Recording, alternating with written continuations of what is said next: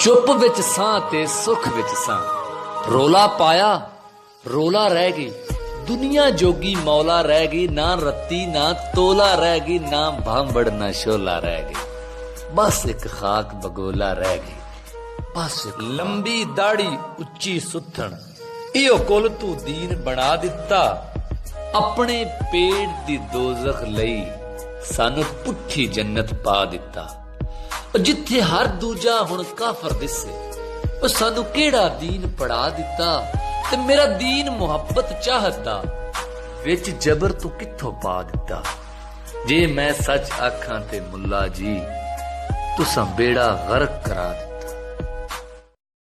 ते अंदरों अंदरी घुलदी जावां, सब कुछ हुण मैं भुलदी जावां। ते मन मोहणे दियां गल्लां उत्ते, रब्बा क्यों मैं डुलदी जावां। ते हर किसे ते डुलिया ना कर, सानू चन्ना भुलिया ना कर। ते छड़ के घर दा वसदा वेड़ा, गली गली विच रुलिया ना कर। यूं ही बेसबब ना फिरा करो, कोई शाम घर भी रहा करो।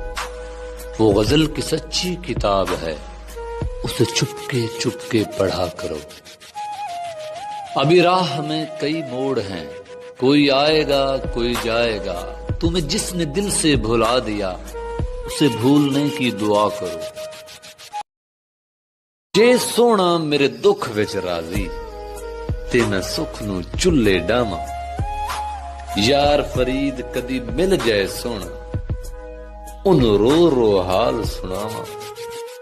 ते जिमें शाकर कहें तकरीब दे विच, मेहमान खुसूसी एक होंदा है। इंजे हर इंसान दी जिंदगी विच इंसान खुसूसी एक होंदा है।